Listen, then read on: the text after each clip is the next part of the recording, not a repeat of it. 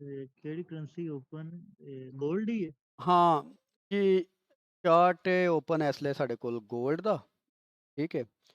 ਤੇ ਗੋਲਡ ਦੇ ਅਸੀਂ ਟਾਪ ਡਾਊਨ ਐਨਾਲਾਈਸਿਸ ਤੇ ਡੀਪ ਐਨਾਲਾਈਸਿਸ ਅੱਜ ਅਸੀਂ ਕਰਨੇ ਆ ਤੇ ਵੇਖਦੇ ਆ ਕਿ ਗੋਲਡ ਦੇ ਆਉਣ ਵਾਲੇ ਦਿਨਾਂ ਦੇ ਵਿੱਚ ਕੀ ਸੂਰਤ ਹਾਲ ਬਣਨ ਵਾਲੀ ਹੈ ਤੇ ਕੀ ਬਣਦਾ ਵੇ, ਠੀਕ ਹੈ। ਅੱਛਾ ਅਫਤਾਬ, ਸਭ ਨਾਲੋਂ ਪਹਿਲੇ ਨਾ ਜਦੋਂ ਅਸੀਂ ਐਨਾਲਾਈਸਿਸ ਸਟਾਰਟ ਕਰਨਾ ਨਾ ਤੇ ਮੰਥਲੀ ਟਾਈਮ ਫਰੇਮ ਜਾਂ 12 ਮੰਥ ਟਾਈਮ ਫਰੇਮ ਤੋਂ ਜਦੋਂ ਸਟਾਰਟ ਕਰਨਾ ਨਾ, ਤਾਂ ਕੋਸ਼ਿਸ਼ ਕਰਨੀ ਜਿਹੜੀ ਸਭ ਨਾਲੋਂ ਮੋਸਟ ਰੀਸੈਂਟ ਮੂਵ ਹੋਵੇ ਨਾ। ਇਹ ਨਹੀਂ ਕਰਨਾ ਕਿ ਇਹ ਵੀ ਲੋ ਵੇ, ਇਹ ਵੀ ਲੋ ਵੇ, ਇਹ ਵੀ ਲੋ ਵੇ, ਨੋ। ਜਿਹੜੀ ਮੋਸਟ ਰੀਸੈਂਟ ਮੂਵ ਹੋਵੇ ਨਾ, ਸਭ ਨਾਲੋਂ ਅਖੀਰ ਜਿਹੜੀ ਕਲੀਅਰ ਮੂਵ ਹੋਵੇ, ਠੀਕ ਹੈ, ਉਹਨੂੰ ਅਸੀਂ ਐਜ਼ ਅ ਲੋ ਮਾਰਕ ਕਰ ਲੈਣਾ। ਇਹ ਸਾਡੇ ਕੋਲ ਕੀ ਆ ਗਿਆ? ਮੰਥਲੀ ਲੋ ਆ ਗਿਆ ਠੀਕ ਹੈ। ਇਹ ਮੰਥਲੀ ਲੋ ਆ ਗਿਆ ਸਾਡੇ ਕੋਲ। ਇਹ ਮਾਰਕ ਕਰ ਲਿਆ ਤੇ ਇਹ ਜਿਹੜਾ ਹਾਈ ਹੈ, ਇਹ ਹਾਲੇ ਤੱਕ ਹਾਈ ਵੈਲਿਡ ਨਹੀਂ ਹੋਇਆ। ਇਸ ਹਾਈ ਨੇ ਵੈਲਿਡ ਕਦੋਂ ਹੋਣਾ ਵੇ? ਜਦੋਂ ਕਿਸੇ ਇੱਕ ਕੈਂਡਲ ਨੇ ਪਿਛਲੀ ਕੈਂਡਲ ਦਾ ਲੋ ਬ੍ਰੇਕ ਕਰਨਾ ਹੈ ਨਾ, ਉਦੋਂ ਇਹ ਹਾਈ ਵੈਲਿਡ ਹੋਣਾ ਵੇ। ਉਸ ਤੋਂ ਪਹਿਲੇ ਇਹ ਹਾਈ ਵੈਲਿਡ ਨਹੀਂ ਹੋਣਾ। ਯਾਨੀ ਕਿ ਇਹ ਮੰਥਲੀ ਹਾਈ ਨਹੀਂ ਹੈ। ਛੋਟੇ ਟਾਈਮ ਫਰੇਮ 'ਚ ਹਾਈ ਹੋ ਸਕਦਾ, ਲੇਕਿਨ ਮੰਥਲੀ ਦੇ ਵਿੱਚ ਇਹ ਹਾਈ ਨਹੀਂ ਹੈਗਾ। ਉਸ ਤੋਂ ਬਾਅਦ ਇਹ ਲੋ ਮਾਰਕ ਕਰਨ ਤੋਂ ਬਾਅਦ ਨਾ, ਅਸੀਂ ਚੰਦ ਇੱਕ ਜਿਹੜੇ ਬੜੇ ਪਾਵਰਫੁਲ ਜਿਹੜੇ ਨੇ ਨਾ ਲੈਵਲ, ਜਿਨ੍ਹਾਂ ਦੇ ਉੱਤੋਂ ਮਾਰਕੀਟ ਦੇ ਰਿਵਰਸ ਹੋਣ ਦੀ ਚਾਂਸਿਸ ਸਭ ਨਾਲੋਂ ਜ਼ਿਆਦਾ ਹੋ ਸਕਦੇ ਨੇ, ਮੰਥਲੀ ਦੇ ਵਿੱਚ ਅਸੀਂ ਉਹ ਮਾਰਕ ਕਰ ਲੈਣੇ, ਠੀਕ ਹੈ। ਇਸ ਪੂਰੀ ਲੈਗ ਦੇ ਵਿੱਚ ਨਾ ਸਭ ਨਾਲੋਂ ਹਾਈ ਚਾਂਸਿਸ ਕਿਹੜੇ-ਕਿਹੜੇ ਨੇ? ਉਹ ਮੁਖਤਲਿਫ ਏਰੀਆਜ਼ ਹੁੰਦੇ ਨੇ, ਮੁਖਤਲਿਫ ਜਗ੍ਹਾ ਹੁੰਦੀਆਂ। ਸਭ ਨਾਲੋਂ ਪਹਿਲੇ ਅਸੀਂ ਉਹ ਏਰੀਆ ਮਾਰਕ ਕਰਨਾ ਹੈ ਜਿੱਥੋਂ ਪਿਛਲਾ ਹਾਈ ਬ੍ਰੇਕ ਹੋਇਆ। ਇਸ ਤੋਂ ਪਿਛਲਾ ਹਾਈ ਇਹ ਸੀ। ਸਭ ਨਾਲੋਂ ਪਹਿਲੇ ਅਸੀਂ ਇਹ ਏਰੀਆ ਮਾਰਕ ਕਰਨਾ।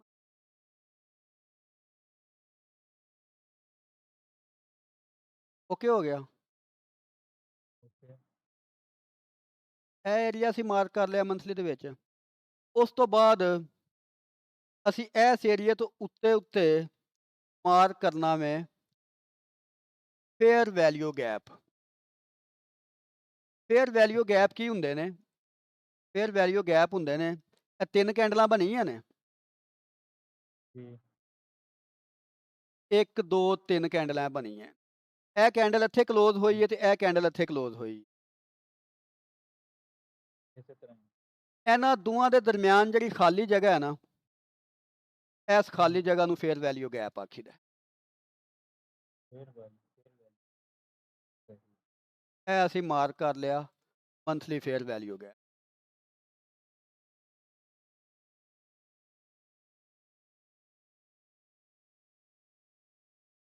ਓਕੇ ਹੋ ਗਿਆ। ਛੋਟਾ ਹੋਵੇ ਜਾਂ ਵੱਡਾ ਹੋਵੇ ਕੋਈ ਗੱਲ ਨਹੀਂ, ਗੱਡੀ ਵਿੱਚ ਹੋਣਾ ਚਾਹੀਦਾ ਏਸੀ ਚੱਲਦਾ, ਠੀਕ ਹੈ। ਉਹ ਹਿਸਾਬ ਇਹਦਾ ਵੇ ਕਿ ਗੱਡੀ ਭਾਵੇਂ ਛੋਟੀ ਹੋਵੇ ਜਾਂ ਫੇਅਰ ਵੈਲਿਊ ਗੈਪ ਛੋਟਾ ਹੋਵੇ ਜਾਂ ਵੱਡਾ ਹੋਵੇ, ਉਹਦੀ ਕੋਈ ਗੱਲ ਨਹੀਂ, ਠੀਕ ਹੈ। ਲੇਕਿਨ ਇਹਦਾ ਹੋਣਾ ਜ਼ਰੂਰੀ ਹੈ ਤੇ ਇਹਨੂੰ ਮਾਰਕ ਕਰਨਾ ਜ਼ਰੂਰੀ ਹੈ। ਇਹ ਮਾਰਕ ਕਰ ਲਿਆ ਸੀ। ਉਸ ਤੋਂ ਬਾਅਦ ਇਸ ਜਗ੍ਹਾ ਦੇ ਉੱਤੇ ਵੀ ਛੋਟਾ ਜਿਹਾ ਇੱਕ ਫੇਅਰ ਵੈਲਿਊ ਗੈਪ ਹੈ, ਜਿਹੜਾ ਉਂਝ ਨਜ਼ਰ ਨਹੀਂ ਆਉਂਦਾ ਪਿਆ, ਲੇਕਿਨ ਮੇਰਾ ਚਲੋ ਸਕੈਨਰ ਲੱਗਾ ਹੈ, ਮੈਨੂੰ ਉਹਨੇ ਵਿਖਾ ਦਿੱਤਾ ਹੈ। ਇਹ ਵੀ ਇੱਕ ਫੇਅਰ ਵੈਲਿਊ ਗੈਪ।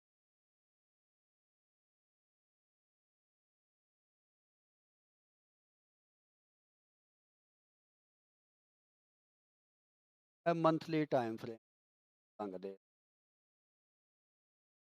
ਓਕੇ ਹੋ ਗਿਆ ਜੀ। ਹੁਣ ਮੰਥਲੀ ਟਾਈਮ ਫਰੇਮ ਦੇ ਵਿੱਚ ਸਾਡੇ ਕੋਲ ਹੋਰ ਐਸਲੇ ਕਰਨ ਵਾਲਾ ਕੱਖ ਵੀ ਨਹੀਂ ਹੈਗਾ।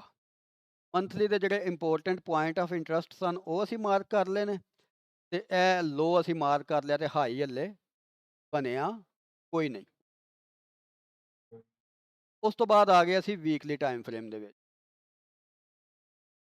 ਵੀਕਲੀ ਟਾਈਮ ਫਰੇਮ ਦੇ ਵਿੱਚ ਵੀ ਜਿਹੜੀ ਮੋਸਟ ਰੀਸੈਂਟ ਸਭ ਨਾਲੋਂ ਆਖਰੀ ਜਿਹੜੀ ਮੂਵ ਹੋਣੀ ਹੈ, ਸਿਰਫ ਅਸੀਂ ਉਹਨੂੰ ਹੀ ਮਾਰਕ ਕਰਨਾ ਵੇ। ਸਭ ਨਾਲੋਂ ਆਖਰੀ ਮੂਵ ਇੱਥੋਂ ਸਟਾਰਟ ਹੋਈ ਹੈ ਜਿੱਥੋਂ ਮੰਥਲੀ ਟਾਈਮ ਫਰੇਮ ਦਾ ਫੇਅਰ ਵੈਲਿਊ ਗੈਪ। ਇਹ ਅਸੀਂ ਵੀਕਲੀ ਲੋ ਮਾਰਕ ਕਰ ਲਈ। ਰੰਗ ਵੀਕਲੀ ਨੂੰ ਦੇ ਦਿੱਤਾ ਵੀਕਲੀ। ਯਾਨੀ ਕਿ ਹੁਣ ਇਹ ਜਿਹੜੀ ਜਗ੍ਹਾ ਦੇ ਉੱਤੇ ਮੰਥਲੀ ਤੇ ਵੀਕਲੀ ਦੋਵੇਂ ਹੀ ਇਕੱਠੇ ਪੁਆਇੰਟ ਆ ਗਏ ਨੇ। ਉਸ ਤੋਂ ਬਾਅਦ ਉੱਤੇ ਹਾਈ ਬਣ ਗਏ ਆ ਵੇ, ਕੀ ਆ ਇਹ ਹਾਈ ਬਣ ਗਏ ਆ ਵੇ ਵੀਕਲੀ, ਠੀਕ ਹੈ। ਇਹ ਵੀਕਲੀ ਸਵਿੰਗ ਹਾਈ ਬਣ ਗਿਆ। ਹੁਣ ਸਾਡੇ ਕੋਲ ਫਿਰ ਵੀਕਲੀ ਦੇ ਵਿੱਚ ਇਹ ਹੀ ਏਰੀਆ ਵੇ ਜਿਹੜਾ ਸਭ ਨਾਲੋਂ ਜ਼ਰੂਰੀ ਏਰੀਆ। ਅਸੀਂ ਸੇਮ ਚੇਂਜ ਮੰਥਲੀ ਦੇ ਵਿੱਚ ਕੀਤੇ ਨੇ, ਉਂਝ ਹੀ ਅਸੀਂ ਵੀਕਲੀ ਦੇ ਵਿੱਚ ਵੀ ਹਾਈ ਤੇ ਲੋ ਮਾਰਕ ਕਰਨ ਤੋਂ ਬਾਅਦ ਜਿਹੜੀ ਜਗ੍ਹਾ ਤੇ ਪ੍ਰੀਵੀਅਸ ਹਾਈ ਟੁੱਟਿਆ ਵੇ ਉਹ ਜਗ੍ਹਾ ਮਾਰਕ ਕਰ ਲੈਣੀ। ਓਕੇ ਹੋ ਗਿਆ। ਜਿੱਥੇ ਪ੍ਰੀਵੀਅਸਲੀ ਹਾਈ ਟੁੱਟਿਆ ਹੋਵੇ। ਜਿੱਥੇ ਪ੍ਰੀਵੀਅਸਲੀ ਹਾਈ ਟੁੱਟਿਆ ਉਹ ਜਗ੍ਹਾ ਮਾਰਕ ਕਰ ਲੈਣੀ। ਕਰ ਲਈ। ਜੀ। ਉਸ ਤੋਂ ਬਾਅਦ ਫੇਅਰ ਵੈਲਿਊ ਗੈਪ ਅਸੀਂ ਮਾਰਕ ਕਰਨੇ ਨੇ, ਤੇ ਫੇਅਰ ਵੈਲਿਊ ਗੈਪ ਇਹ ਜਿਹੜਾ ਵੇ ਇਹ ਕਿਸੇ ਜ਼ਮਾਨੇ 'ਚ ਬਣਿਆ ਸੀ। ਹੁਣ ਫੇਅਰ ਵੈਲਿਊ ਗੈਪ ਦੀ ਐਫੀਸ਼ੀਐਂਸੀ ਤੇ ਨਹੀਂ, ਲੇਕਿਨ ਅੰਡਰਸਟੈਂਡਿੰਗ ਵਾਸਤੇ ਇਹ ਇੱਕ ਫੇਅਰ ਵੈਲਿਊ ਗੈਪ ਸਾਡੇ ਕੋਲ ਹੈ ਸੀ, ਠੀਕ ਹੈ। ਜਿਹੜਾ ਮਿਟੀਗੇਟ ਹੋ ਗਏ ਆ ਵੇ, ਇੱਕ ਫੇਅਰ ਵੈਲਿਊ ਗੈਪ ਦੇ ਉੱਤੇ ਅਗਰ ਇੱਕ ਵਾਰੀ ਪ੍ਰਾਈਸ ਜਾ ਕੇ ਦੁਬਾਰਾ ਟੱਚ ਕਰ ਦੇਵੇ ਨਾ, ਚਾਹੇ ਉਹ ਥੋੜਾ ਜਿਹਾ ਵੀ ਇੰਜ ਸੂਈ ਦੇ ਨੱਕੇ ਜਿੰਨਾ ਵੀ ਕਰ ਦੇਵੇ, ਉਹਦੀ ਐਫੀਸ਼ੀਐਂਸੀ ਖਤਮ ਹੋ ਜਾਂਦੀ ਹੈ, ਠੀਕ ਹੈ। ਲੇਕਿਨ ਇਹ ਫੇਅਰ ਵੈਲਿਊ ਗੈਪ ਅਸੀਂ ਇਹਨੂੰ ਸਿਰਫ ਸਮਝਾਉਣ ਵਾਸਤੇ ਮਾਰਕ ਕਰਨੇ ਆ ਕਿ ਕਿਸੇ ਜ਼ਮਾਨੇ 'ਚ ਇੰਪੋਰਟੈਂਟ ਹੈ ਸੀ, ਹੁਣ ਇੰਪੋਰਟੈਂਟ ਨਹੀਂ ਹੈ, ਇਹਦੀ ਐਫੀਸ਼ੀਐਂਸੀ ਖਤਮ ਹੋ ਗਈ ਹੈ, ਠੀਕ ਹੈ। ਇਸ ਫੇਅਰ ਵੈਲਿਊ ਗੈਪ ਨੂੰ ਟੱਚ ਕਰਨ ਤੋਂ ਬਾਅਦ, ਮਿਟੀਗੇਟ ਕਰਨ ਤੋਂ ਬਾਅਦ ਪ੍ਰਾਈਸ ਨੇ ਇੱਕ ਵਿਕ ਬਣਾ ਕੇ ਫੇਅਰ ਵੈਲਿਊ ਗੈਪ ਤੋਂ ਉੱਤੇ ਹੀ ਬੰਦ ਹੋਈ ਹੈ। ਇਹਦਾ ਮਤਲਬ ਹੈ ਜਿਹੜੀ ਇਹਦੀ ਹੱਲੇ ਤੱਕ ਨੀਅਤ ਹੈ ਸੋਨੇ ਦੀ, ਉਹ ਮਜ਼ੀਦ ਉੱਤੇ ਜਾਣ ਦੀ ਏ, ਠੀਕ ਹੈ। ਉੱਤੇ ਕਿੱਥੋਂ ਤੱਕ ਜਾਣ ਦੀ ਏ? ਮੋਸਟ ਰੀਸੈਂਟ ਹਾਈ ਤੱਕ ਜਾਣ ਦੀ ਨੀਅਤ ਹੈ। ਇਹ ਮੋਸਟ ਰੀਸੈਂਟ ਹਾਈ ਹੈ, ਇਹਨੂੰ ਅਸੀਂ ਵੀਕਲੀ ਬਾਇਸ ਆਖ ਲਾਂਗੇ, ਠੀਕ ਹੈ। ਯਾਨੀ ਕਿ ਇੱਥੋਂ ਤੱਕ ਜਾਣ ਦੀ ਨੀਅਤ ਹੈ ਵੇ ਇਸ ਲਈ ਸੋਨੇ ਦੀ ਕਿਸੇ ਨਾ ਕਿਸੇ ਹਵਾਲੇ ਦੇ ਨਾਲ, ਬਿਕਾਜ਼ ਕਿ ਉੱਤੋਂ ਰਿਜੈਕਸ਼ਨ ਲੈ ਕੇ ਥੱਲੋਂ ਉਹਨੇ ਇੱਕ ਫੇਅਰ ਵੈਲਿਊ ਗੈਪ ਨੂੰ ਚੁੱਕਿਆ ਵੇ ਤੇ ਫਿਰ ਉੱਤੇ। ਉਸ ਤੋਂ ਬਾਅਦ ਅਸੀਂ ਡੇਲੀ 'ਚ ਆ ਜਾਵਾਂਗੇ। ਡੇਲੀ ਦੇ ਵਿੱਚ ਵੀ ਅਸੀਂ ਉਹੀ ਕੰਮ ਕਰਨੇ ਨੇ ਜੋ ਅਸੀਂ ਵੀਕਲੀ 'ਚ ਕੀਤੇ, ਵੀਕਲੀ ਤੇ ਮੰਥਲੀ ਚ ਕੀਤੇ। ਜੋ ਮੰਥਲੀ ਤੇ ਵੀਕਲੀ 'ਚ ਕੀਤੇ ਉਹੀ ਕਰਨੇ। ਲੇਕਿਨ ਡੇਲੀ ਦਾ ਨਾ ਇੱਥੇ ਥੋੜਾ ਜਿਹਾ ਸਿਨੈਰੀਓ ਥੋੜਾ ਜਿਹਾ ਬਦਲ ਗਿਆ। ਡੇਲੀ ਤੇ ਵੀਕਲੀ ਇਹ ਜਿਹੜੀ ਲੈਗ ਇਹ ਸੇਮ ਹੈ, ਉਸ ਤੋਂ ਬਾਅਦ ਇਟਰਨਲ ਲੈਗਾਂ ਬਣਦੀਆਂ ਪਈਆਂ ਨੇ ਥੱਲੇ ਉੱਤੇ ਥੱਲੇ, ਠੀਕ ਹੈ। ਜੀ। ਇਸੇ ਤਰ੍ਹਾਂ ਹੀ। ਲੇਕਿਨ ਇਹ ਜਿਹੜੀ ਜਗ੍ਹਾ ਦੇ ਉੱਤੇ ਸਾਨੂੰ ਦਿਸਦਾ ਪਿਆ ਕਿ ਇਹ ਜਗ੍ਹਾ ਦੇ ਉੱਤੇ ਸਾਨੂੰ ਕਿਤੇ ਨਾ ਕਿਤੇ ਸਪੋਰਟ ਮਿਲੀ ਹੈ, ਯਾਨੀ ਕਿ ਇਸ ਜਗ੍ਹਾ ਤੋਂ ਬਾਅਦ ਉੱਤੇ ਜਾਣ ਦੇ ਚਾਂਸਿਸ ਜ਼ਿਆਦਾ ਨੇ ਕੰਪੇਅਰ ਟੂ ਥੱਲੇ ਆਉਣ ਦੇ, ਥੱਲੇ ਆ। ਠੀਕ ਹੈ। ਅਗਰ ਇਹ ਜਗ੍ਹਾ ਨੂੰ ਇੱਥੇ ਰਿਸਪੈਕਟ ਨਾ ਕੀਤਾ ਹੁੰਦਾ, ਅਗਰ ਪ੍ਰਾਈਸ ਇਸ ਜਗ੍ਹਾ ਦੇ ਇੱਥੇ ਕਰਕੇ ਆ ਕੇ ਬੰਦ ਹੋਈ ਹੁੰਦੀ, ਠੀਕ ਹੈ, ਤੇ ਫਿਰ ਇਹਦੇ ਦੁਬਾਰਾ ਥੱਲੇ ਜਾਣ ਦੇ ਚਾਂਸਿਸ ਜ਼ਿਆਦਾ ਸਨ, ਜਦਕਿ ਹੁਣ ਤੇ ਜਾਣ ਦੇ ਚਾਂਸਿਸ ਜ਼ਿਆਦਾ ਨੇ। ਜ਼ਿਆਦਾ। ਓਕੇ ਹੋ ਗਿਆ। ਤੇ ਇਹ ਸਾਡਾ ਪੋਸੀਬਲ ਕਿਤੇ ਨਾ ਕਿਤੇ ਟਾਰਗੇਟ ਹੋ ਸਕਦਾ ਵੇ। ਹੁਣ ਡੇਲੀ ਦੇ ਵਿੱਚ ਅਸੀਂ ਵੇਖਣਾ ਵੇ ਕਿ ਸਾਨੂੰ ਦੁਬਾਰਾ ਕਿਤੇ ਨਾ ਕਿਤੇ ਕੋਈ, ਹੁਣ ਇਹ ਤਾਂ ਸਾਨੂੰ ਪਤਾ ਲੱਗ ਗਿਆ ਕਿ ਮੰਥਲੀ ਦੇ ਵਿੱਚ ਵੀਕਲੀ ਦੇ ਵਿੱਚ ਪ੍ਰਾਈਸ ਨੇ ਉੱਤੇ ਜਾਣਾ ਹੈ। ਹੁਣ ਡੇਲੀ ਦੇ ਵਿੱਚ ਅਸੀਂ ਕੋਸ਼ਿਸ਼ ਕਰਨੀ ਹੈ ਕਿ ਇਸ ਲੈਵਲ ਤੋਂ ਉੱਤੇ ਉੱਤੇ ਅਸੀਂ ਕਿਤੇ ਨਾ ਕਿਤੇ ਬਾਏ ਦੇ ਸਿਗਨਲ ਵੇਖੀਏ। ਓਕੇ ਹੋ ਗਿਆ। ਜੀ।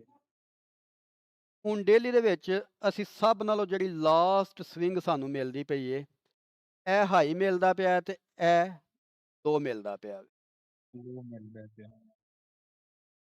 ਭਾਈ ਨਾਲ ਪ੍ਰਾਈਸ ਮੈਂਸ਼ਨ ਕਰ ਦਿਓਗੇ ਹਾਈ ਤੇ ਲੋ ਦੀ। 3366 ਦੇ ਉੱਤੇ ਹਾਈ ਮਿਲਦਾ ਪਿਆ ਵੇ ਡੇਲੀ ਦਾ, ਤੇ 3300 3245 ਦੇ ਉੱਤੇ ਲੋ ਮਿਲਦਾ ਪਿਆ ਡੇਲੀ, ਠੀਕ ਹੈ। ਉਹ ਅਸੀਂ ਮਾਰਕ ਕਰ ਲਿਆ। ਉਸ ਤੋਂ ਬਾਅਦ ਅਸੀਂ ਫਿਰ ਉਹੀ ਚੀਜ਼ ਮਾਰਕ ਕਰਨੀ ਹੈ ਜਿਹੜੀ ਅਸੀਂ ਪਿਛਲੀ ਵਾਰੀ ਉੱਤੇ ਜਾਂਦਿਆਂ ਕਰਦੇ ਪਏ ਸਾਂ, ਹੁਣ ਥੱਲੇ ਜਾਂਦਿਆਂ ਕਰਨੇ ਆ, ਜਿਹੜੀ ਜਗ੍ਹਾ ਤੋਂ ਪ੍ਰਾਈਸ ਨੇ ਬ੍ਰੇਕਆਊਟ ਲਿਆ। ਇਸ ਜਗ੍ਹਾ ਤੇ ਪ੍ਰਾਈਸ ਨੇ ਬ੍ਰੇਕਆਊਟ ਲਿਆ। ਲੇਕਿਨ ਯਾਰ ਇੱਥੇ ਇੱਕ ਬੜੀ ਅਜੀਬ ਚੀਜ਼ ਹੋਈ, ਪ੍ਰਾਈਸ ਨੇ ਬ੍ਰੇਕਆਊਟ ਲਿਆ ਇੱਥੇ, ਇੱਕ ਵਾਰੀ ਬ੍ਰੇਕਆਊਟ ਲਿਆ, ਫਿਰ ਜੀ, ਪ੍ਰਾਈਸ ਵਾਪਸ ਉਸੇ ਜ਼ੋਨ ਦੇ ਵਿੱਚ ਜਾ ਕੇ ਬੰਦ ਹੋਈ। ਬੰਦ ਹੋਈ। ਦੂਸਰੀ ਵਾਰੀ ਬ੍ਰੇਕਆਊਟ ਲਿਆ, ਬ੍ਰੇਕ ਹੋਈ, ਥੱਲੇ ਗਈ, ਲੇਕਿਨ ਬੰਦ ਫਿਰ ਉਸ ਜ਼ੋਨ ਦੇ ਵਿੱਚ ਵਾਪਸ ਜਾ ਕੇ ਹੋਈ। ਜੀ, ਤੀਸਰੀ ਵਾਰੀ ਫਿਰ ਉਸੇ ਜ਼ੋਨ ਦੇ ਵਿੱਚ ਹੀ ਬੰਦ ਹੋਈ। ਮੇਨ ਕਿ ਇਹ ਜਿਹੜਾ ਏਰੀਆ ਹੈ, ਇਹ ਕਿਤੇ ਨਾ ਕਿਤੇ ਸਪੋਰਟ ਦਾ ਕੰਮ ਕਰਦਾ ਪਿਆ। ਉਹ ਡੇਲੀ 'ਚ ਵੀਕਲੀ 'ਚ ਸਾਨੂੰ ਅੱਗੇ ਪਤਾ ਹੈ ਕਿ ਪ੍ਰਾਈਸ ਉੱਤੇ ਜਾਣ ਦੇ ਚਾਂਸਿਸ ਤੇ ਡੇਲੀ ਦੇ ਵਿੱਚ ਇਸ ਜਗ੍ਹਾ ਦੇ ਉੱਤੇ ਬਾਰ-ਬਾਰ ਪ੍ਰਾਈਸ ਰਿਜੈਕਟ ਹੁੰਦੀ ਪਈ ਹੈ, ਯਾਨੀ ਕਿ ਇਸ ਏਰੀਆ ਦੇ ਵਿੱਚ ਕੋਈ ਨਾ ਕੋਈ ਪਾਵਰਫੁਲ ਬੰਦਾ, ਕੋਈ ਨਾ ਕੋਈ ਇਹੋ ਜਿਹੀ ਚੀਜ਼ ਬੈਠੀ ਹੈ ਜਿਹੜੀ ਪ੍ਰਾਈਸ ਨੂੰ ਬਾਰ-ਬਾਰ ਉੱਤੇ ਲਿਜਾਂਦੀ ਪਈ ਹੈ, ਹੂੰ, ਠੀਕ ਹੈ? ਤੇ ਬਾਰ-ਬਾਰ ਇੱਥੇ ਬੰਦ ਕਰਦੀ ਪਈ।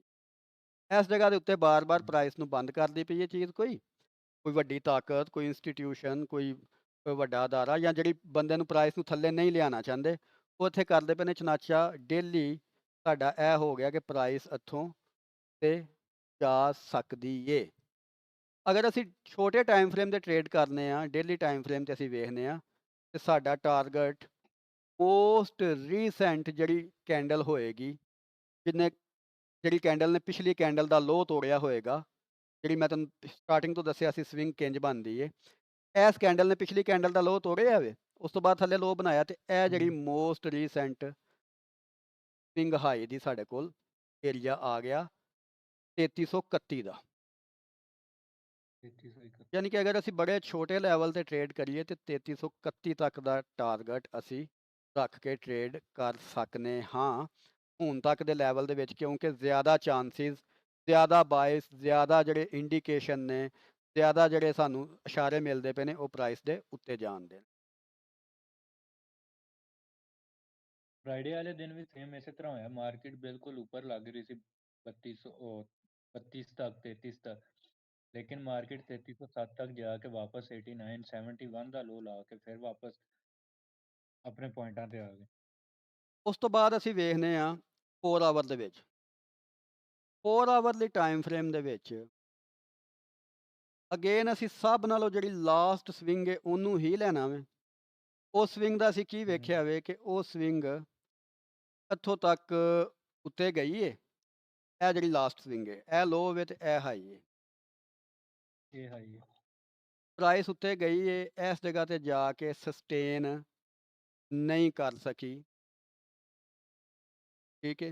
ਲੇਕਿਨ ਰਿਜੈਕਸ਼ਨ ਉਹਨੇ ਵੀ ਇੱਥੇ ਲਈ ਏ, ਇਹ ਸਾਡਰ ਬਲਾਕ ਤੋਂ ਰਿਜੈਕਸ਼ਨ ਲਈ ਏ। ਉਸ ਤੋਂ ਬਾਅਦ ਜਿਹੜੀ ਬਿਲਕੁਲ ਲਾਸਟ ਸਵਿੰਗ ਹੈ, ਜਿਹੜੀ ਇਟਰਨਲ ਸਵਿੰਗ ਬਿਲਕੁਲ ਆ ਜਾਂਦੀ ਹੈ 4 ਆਵਰ ਦੇ ਵਿੱਚ, ਉਹ ਆ ਜਾਂਦੀ ਹੈ ਇਹ ਜਿਹੜੀ ਲਾਸਟ ਕੈਂਡ।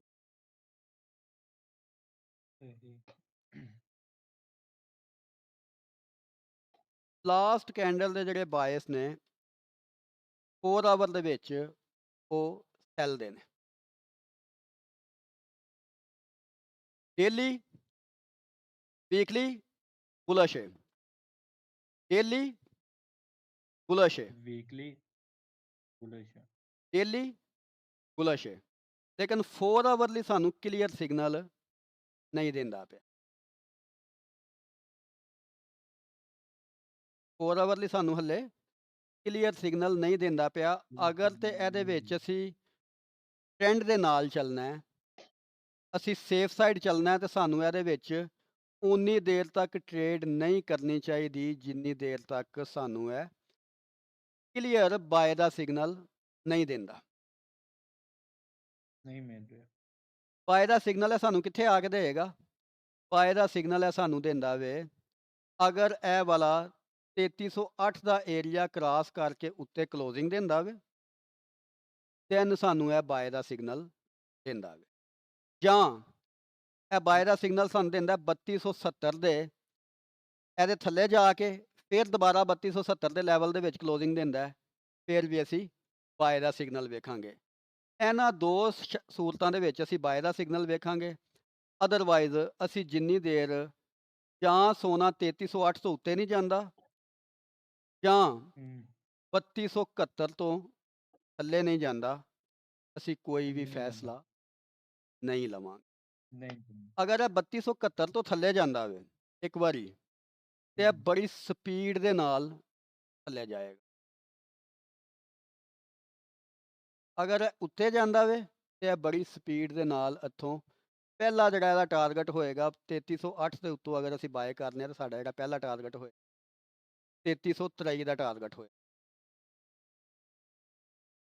3323 ਦਾ ਵੀ ਹੋ ਸਕਦਾ ਹੈ 3331 ਦਾ ਟਾਰਗੇਟ ਵੀ ਪੋਸੀਬਲ ਹੈ ਅਗਰ ਉੱਤੇ ਜਾਂਦਾ ਤੇ ਅਸੀਂ 3331 ਦੇ ਟਾਰਗੇਟ ਨਾਲ ਵੀ ਪਲੇ ਕਰ ਸਕਨੇ ਆ ਆਸਾਨੀ ਦੇ ਨਾਲ ਉਸ ਤੋਂ ਬਾਅਦ 3366 ਦੇ ਟਾਰਗੇਟ ਤੇ ਵੀ ਪਲੇ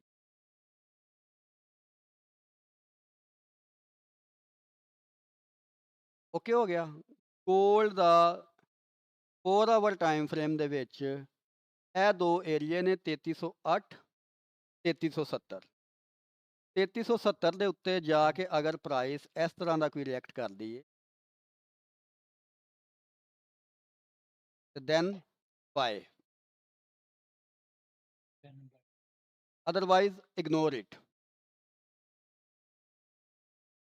ਅਗਰ ਇੱਥੋਂ ਉੱਤੇ ਜਾ ਕੇ ਇਸ ਤਰ੍ਹਾਂ ਦਾ ਰਿਐਕਟ ਕਰਦੀ ਹੈ ਬਾਏ ਅਦਰਵਾਈਜ਼ ਠੀਕ ਹੋ ਗਿਆ ਠੀਕ ਇਹ ਸਾਡਾ ਹੋ ਗਿਆ 골ਡ ਦਾ ਡਿਟੇਲ ਅਗਲੇ ਹਫਤੇ ਬਾਅਦ